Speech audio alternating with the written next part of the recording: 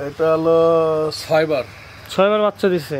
এটা কি দোয়াল গাবি কিনছিলা নাকি বাছুর কিনছিলা?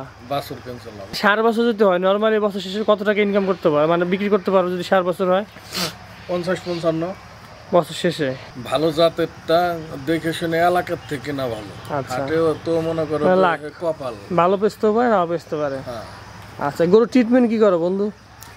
ট্রিটমেন্ট। আসসালামু আলাইকুম দর্শক, সবাইকে স্বাগত নিবিড় কৃষি চ্যানেলের নতুন আরো একটা ভিডিওতে। তো বেশ অনেকদিন পর একটা খামারে না আসলে একটা গোয়ালে আসছি।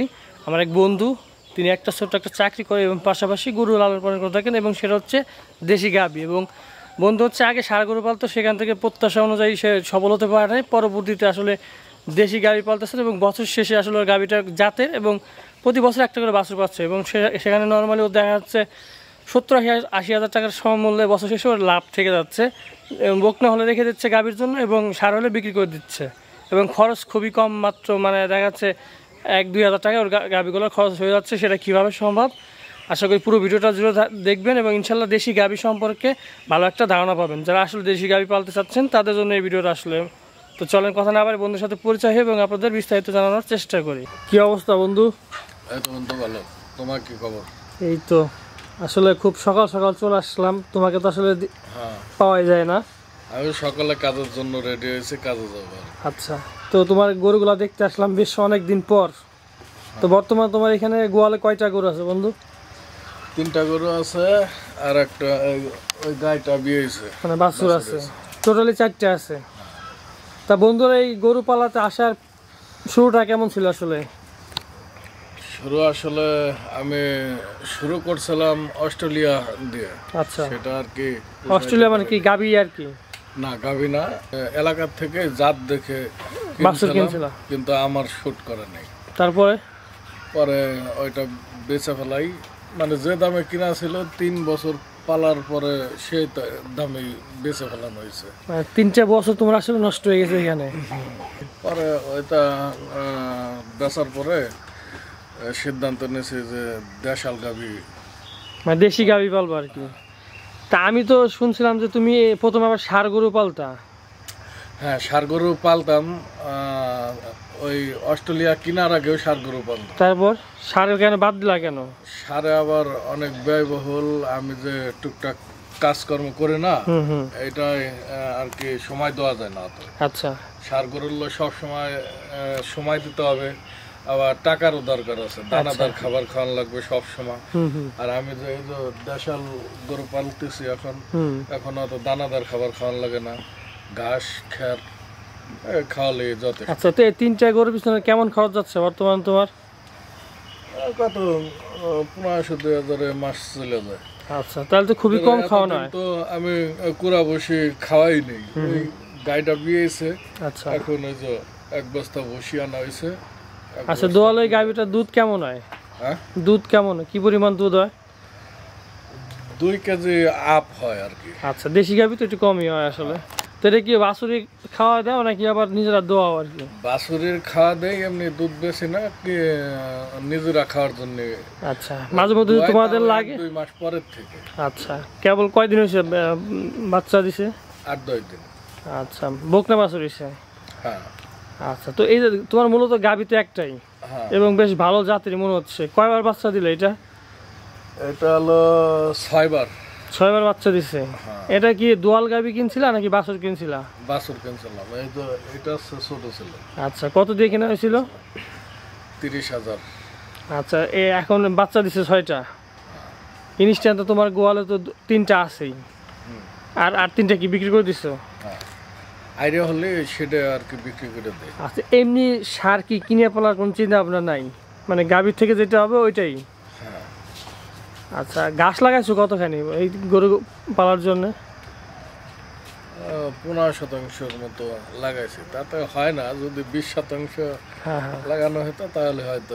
তারপর তোমার তো এই দেশি গাভী এবং একটু খরচ মানে খাবার একটু কম খায়, যদি চাহিদা নাই আর কি। 2-4 দিন ঠেক পড়লে এইটাও যদি ক্রস হইতো তাহলে তার বেশি খাবার লাগবে, ফ্রিজিয়ান যদি হইতো। হ্যাঁ, ফ্রিজিয়ান অতিরিক্ত খায়, তারপরে তোমার অস্ট্রেলিয়া অতিরিক্ত খায়। ঠিক আছে, এগুলা পালন করলে অনেক ব্যয়বহুল। সেক্ষেত্রে যাদের টাকা আছে তারা মনে করো যে ফিজিয়ানটা ট্রাই করতে পারে। ফিজিয়ানটা অনেক ভালো, ফিজিয়ানের জাত ভালো। আমার যদি কখনো টাকা পয়সা হয় তাহলে আশা আছে আমি ফিজিয়ানের একটা না, তবে তোমার ফ্রিজিয়ানে কিন্তু একটা সমস্যা আছে। ওই 2-2.5 লাখ 3 লাখ টাকার গাবিতে দেখা যাচ্ছে নিয়মিত কিন্তু প্রেগনেন্ট মা ইয়ে করে না, কিন্তু দেশি গাবি কিন্তু তোমার নিয়মিত বাচ্চা দেয়। হ্যাঁ, আমার এটা প্রতি বছরই হচ্ছে। তাহলে পরে আর ওইগুলো হচ্ছে দেখা গেছে 2 বার ঠিকঠাক দিলে পরে আর গাবি হইতে যায় না আর কি, সমস্যা ধরে যায় আর কি। ওইটাই তো সমস্যা, এই জন্যই তো চান্স নিতে চায় না। আচ্ছা, তো তোমার এই গরু নিয়ে আসলে ভবিষ্যৎ চিন্তা ভাবনা কি করতে চাও 10 বছর পরে? তো আপনার আমার এই যে 3টা বাছুর হয়েছে, হ্যাঁ হ্যাঁ, এই 3টাই গাভী পাবে। আচ্ছা, এবং পরবর্তীতে মনে করো যে আমার তো ঘর ছোট, ঘরটা উঠানোর আশা আছে। ঘরটা উঠানোর পরে এই 3টা ওই একটা 4টা দিয়া মনে করো যে 2 বা 3 বার শুধু বাচ্চা দিতে পারলে তখন ভরে যাবে আমার। আচ্ছা, মানে ভবিষ্যৎ তুমি গাবি নিয়ে থাকতে চাইতেছো আর কি, এবং সেটা দেশি গাবি আর কি। দেশি গাভী আর এই টুকটাক যে আমি কাজ করছি হ্যাঁ, এই দিয়ে আছে। পাশাপাশি কি ছাগল পালো নাকি বন্ধু? হ্যাঁ, খাসি পালন করি। তো খাসি নিয়ে আবার ছাগল নিয়ে কি আলাদা কোনো চিন্তা ভাবনা আছে কি তোমার? খাসিও সেরকম তো ওই 5টা-6টা করে প্রত্যেক বছরই আমি পালি। আচ্ছা, তো ছাগল থেকে কেমন লাভ করো বছর শেষে? সবসময় কি পালো নাকি মাঝে মধ্যে পালো? লাভটা কি আমি ওইভাবে হিসাব করি না। আচ্ছা, ওটা হচ্ছে আমার 3য় স্থান আর কি। ওই লাভ যা আসে ওটা থেকে তুমি? হ্যাঁ, ওটা নিয়ে আমি কোনো ফ্যাক্টরি করি না। ওটা যা খাওয়াই সেটাও হিসাব করি না। আচ্ছা, তো এই যে এক গাভী থেকে তোমার তো প্রতি বছর তাহলে বাছুর দিতেছে না? হ্যাঁ, একটা 60 বছর যদি হয় নর্মালি বছর শেষে কত টাকা ইনকাম করতে পারো, মানে বিক্রি করতে পারো যদি 60 বছর হয়? 50-55 বছর শেষে বেশিও যায়। এখন তো গরু বাজার ভালো, দেখা গেলো 70-80 তো যাওয়ার কথাই। এলো নরমালি আমি হিসাব দিলাম। আচ্ছা, তাহলে দেখা যাচ্ছে তুমি একটা মাত্র দেশি গাভী থেকে বছর 70-80 হাজার টাকা ইনকাম করতে পারতেছো। এবং তুমি যে মানে খরচের কথাটা বললা, তো খরচই না আসলে। 1500-2000 টাকা তো খরচ নাই আসলে। এবং মানে এই খরচে তো কেউ গরু পালতে পারে না আসলে। আবার পাশাপাশি যে অবশ্যই পারবে। দেখা গেল নিজের যদি 1-1.5 পাহি জমি থাকে তাহলেই সম্ভব, কোনো ব্যাপার না। না, সেটা ঠিক আছে। তোমার 1 বিঘা আমাদের এলাকায় যে জমির দাম আসলে 1 বিঘা জমি যদি কারো কাছ থেকে ভাড়াও নিতে যায় 30,000 টাকা দিতে হবে। হ্যাঁ, 30,000। এবং সেই জমির পেছনে সার পানি দিয়ে আরো দেখা যাচ্ছে 20,000 চলে যাবে, 50,000 টাকা। তো যাই হোক, তুমি তো আর পাশাপাশি 2টা যে বকনা বাছুর রয়ে গেছে, তো এই 2টা কি এখন কি হিটে আসছে নাকি আসে না এখনো? এখনো হিটে আসে না, ভালো সিন্ধি করস তো। হ্যাঁ, লালটা। হ্যাঁ, হিটে আসতে একটু দেরি হবে। লালটার বয়স কতদিন? 2 বছর হয়েছে। এগুলা সাধারণত 2.5 বছর আপে আসে। আচ্ছা, ডাক্তার বলছে। আচ্ছা, ওই পাশে যে কালো করস ওইটা ফিজিয়ান করস। 2টাই তো গাভী বানাবা, এখনো টাকা আসে না আসলে। আচ্ছা, তো নতুন যারা আসলে গরু পালতে আসতে চায়, তুমি ষাঁড়ও পালছো এবং কোরস বা ফ্রিজিয়ান একটা বাছুরও কিনছিলা এবং দেশি গাভী পালতেছো। 3টা জায়গা থেকে আসলে নতুনদের জন্য কোনটা ভালো হবে আসলে তোমার জায়গা থেকে? নতুনের ভিতরে যাদের মনে করো যে টাকা পয়সা বেশি আছে তারা ফিজিয়ান নিয়ে ট্রাই করতে পারে, জমিদাতা যাদের আছে। আর যাদের পুঁজি অল্প তারা ভালো দেশাল বাছুর বা গাভী কিনলে পুষাইতে পারবে। আচ্ছা, জাতের বাছুর দিয়ে শুরু করবে নাকি দুয়াল গাভী দিয়ে শুরু করা উচিত আসলে?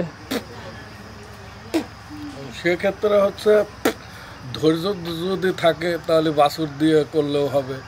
যেমন গাভী আসলে সচরাচর কেউ ভালো জাতের গাভী বিক্রি করতে চায় না, কিন্তু আমি কিন্তু এই গাভীটা সহজে বিক্রি করতে চাবো না। যখন প্রবলেমে পড়বো আর যদি গাভীর সমস্যা হয় তাহলে বিক্রি করব। এই জন্য মনে করো বাছুর আবার অনেক সময় বিক্রি করতে চাই। যেমন আমার ধরো গোয়াল ছোট, যার কারণে আমি কিন্তু বিক্রি করে দিছি। এখন আশা আছে তুমি যেভাবে গরু পালতেছো এইভাবে কিন্তু এখন সচরাচর কেউ পালে না, সবাই এখন ঘরের মধ্যেই পালে, খুব কম মানুষ। ঘর দেব, যার কারণে এগুলা রাখ দেওয়া হয়েছে। এগুলো রেখে দিই। আচ্ছা, তাহলে তুমি বলতে চাইছো আসলে নতুন যারা আসলে বাছুর দিয়ে করলে একটু সময় দরকার, আর যদি বেশি সময় না নিতে চায় সেক্ষেত্রে দোয়াল গাভী, এবং সেটা ফ্রিজিয়ান দেয়া, যদি বাজেট পর্যাপ্ত থাকে ফ্রিজিয়ান, হ্যাঁ এবং যদি স্বল্প মূলধন থাকে সেক্ষেত্রে দেশি। দেশি। আচ্ছা, তো এই তবে ভালো জাতেরটা দেখে শুনে এলাকার থেকে না ভালো। আচ্ছা। হাটেও তো মনে করো লাখ। যে কপাল। ভালো বেচতেও পারে, নাও বেচতে পারে। হ্যাঁ আচ্ছা, গরু ট্রিটমেন্ট কি করো বন্ধু? ট্রিটমেন্ট ডাক্তার আছে, তার দিয়ে দেখাই মাঝে মাঝে। আবার দেশি গাভী তো মানে দেশি করতে একটু প্রবলেম হলে আর কি বোঝা যায় তো। আচ্ছা। এই গরুটা সবসময় খাচ্ছে, কেমন একটা করছে, কিন্তু হঠাৎ করে স্তব্ধ, তখন বোঝা যায় যে কোনো সমস্যা হয়েছে। তাছাড়া তো তোমার দেশি গাভীতে রোগ প্রতিরোধ ক্ষমতাটা বেশি। হ্যাঁ, অনেক সময় মানে সহজে রোগ হয় না। তো ঠিক আছে বন্ধু, তোমাকে অসংখ্য ধন্যবাদ। আচ্ছা, তোমার খামার জন্য দোয়া রইলে, এবং ভবিষ্যতে বড় একটা খামার দাও সেই প্রত্যাশা করে আবার আসবো ইনশাআল্লাহ।